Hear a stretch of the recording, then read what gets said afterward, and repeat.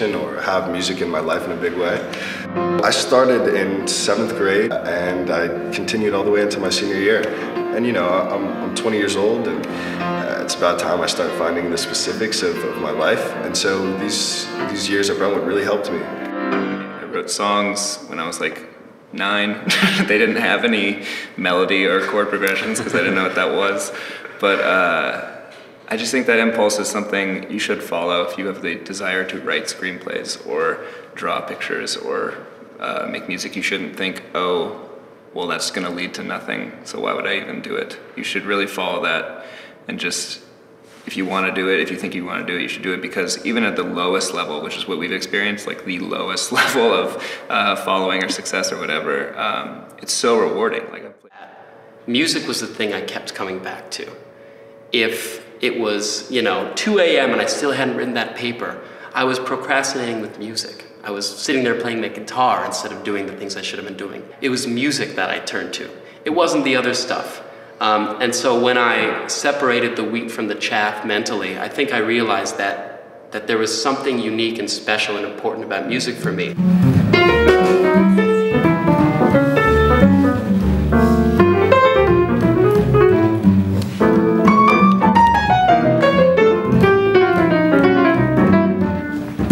Necessarily encouraged to go to a music school specifically. There was always that idea that you could study music at a liberal arts college or a college where you also specialize in something else. Because I did theater, I did some sports, so I was really busy with all these things, and by the time I got to the end of high school, I just wanted more time to focus on music and really develop that, and that's one of the main reasons I chose a conservatory.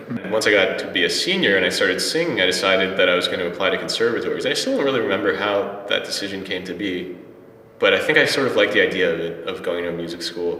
Also, there's something kind of, I don't know, romantic or strange about it, that none of my friends were doing it, and music had sort of been my thing in high school. L'ora dovrebbe esser vicina. Io sento gente ed essa non è alcun buio è la notte, ed io incomincio mai a fare il scimunito mestiere di marito. Ingrata, nel momento della mia cerimonia, e godeva leggendo, e nel vederlo io rideva di me senza saperlo.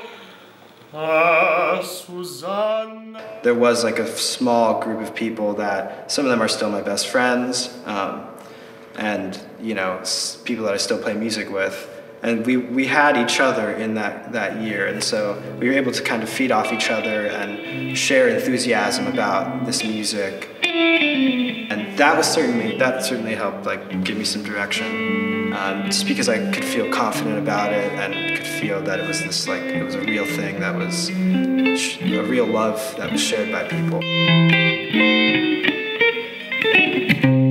The people that were playing in the jazz band I really looked up to and I thought were awesome and amazing. And we'll see, Martin was definitely one of those people. I mean, especially because I was playing bass. Yeah.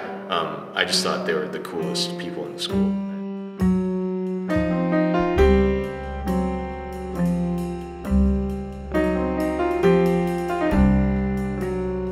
That there are certain fundamental skills I feel are really important for kids in high school to develop, that it's not too early to take it really seriously and try and get a well-rounded musical education before you head out to college. So I would really stress building, those reading skills, certain theory. I mean, you want the kids to be having fun and to be inspired too, but they should be getting a very solid foundation.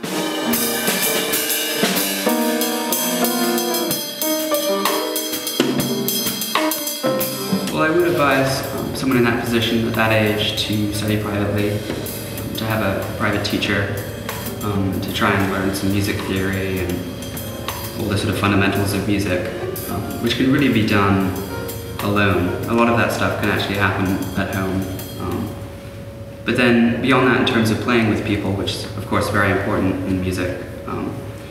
I would also advise those people to look for other people to play with outside of school and to look for other groups to play in. There are other opportunities like Colburn, which is a music school downtown, which has sort of youth groups, particularly in jazz and also in classical music.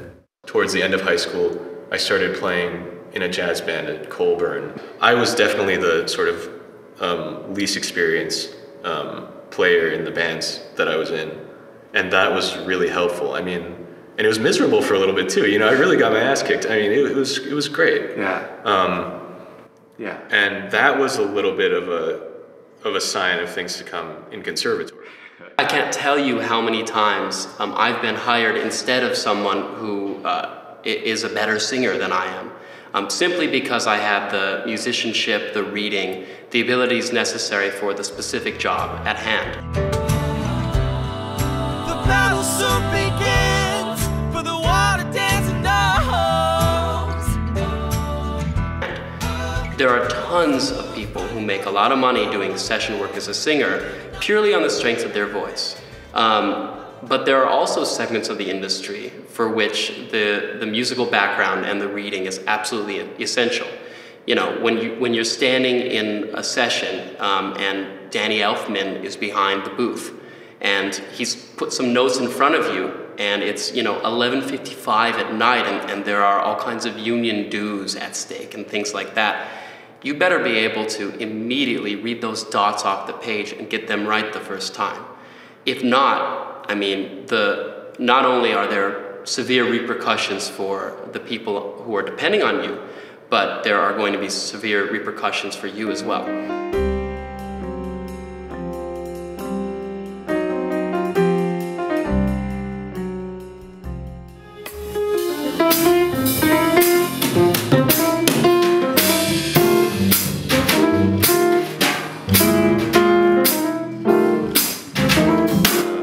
The future is definitely very uncertain, and anywhere you look will tell you that. I think you see a lot of articles in arts journals and stuff, that's especially for classical music and probably jazz too, that, you know, it'll be, you know, whatever. If you see a headline that says, you know, opera is dead, or, you know, things like that, whatever, it doesn't matter. That's the general consensus. And I think there's a lot of truth to that. I guess what I'm trying to say is I know that the music that I do and that opera is really important, and I think offers a lot to the world. And I guess that's just a conviction.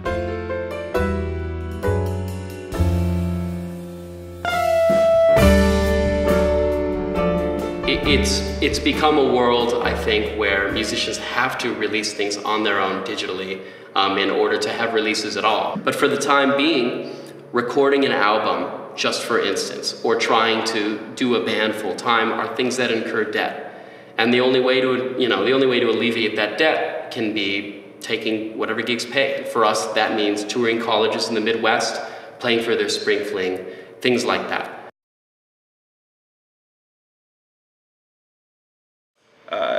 Yeah, we launched a sort of very basic like DIY record label and also a musicians collective that we call Stereo Cure.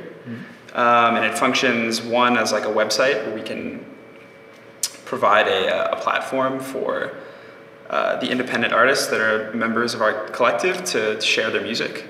But we also try to help people out with creating opportunities for performances, facilitating collaborations between people, really just kind of in general creating creative spaces for people to do progressive things with their art.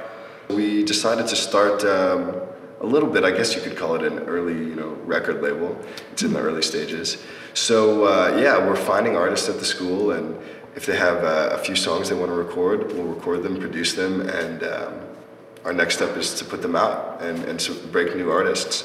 And the stuff I'm learning in school is directly helping them. It's great. I can walk outside of the classroom, and someone that I was just sitting next to in class, I can have a business conversation with them. So that's really cool. Real world stuff is connecting with my education. And then also my brother and I started an events promotion company called Night Call.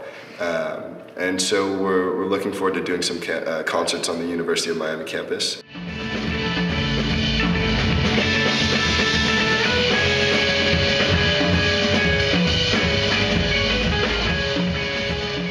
I think because at this point it's never too early to start thinking about what you're going to do after school, and that's only something that would hurt a musician or somebody who wants to play professionally.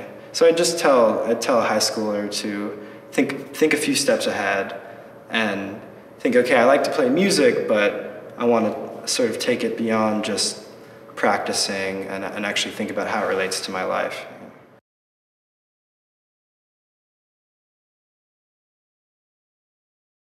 We're living in a city with a film industry that creates an air of like, you know, what you're doing creatively is supposed to end up on this huge screen and is supposed to make millions of dollars. And so that also creates an attitude of like, well, what you're doing creatively needs to be geared towards this specific thing that's actually outside of the art itself. And yeah, if I had any advice to people that were in my position then, I would say don't listen to any of that. And whatever urge you have to do musically, whatever you want to do on your instrument, pursue it to its fullest. Make weird sounds with whatever you have in your hands. Improvise. Do things that people may not want to hear, but that you want to hear. Because if you really work at it and you really develop your own creative voice, then someone is going to hear it and it's going to make a difference for someone. And if not, then it'll make a difference for you.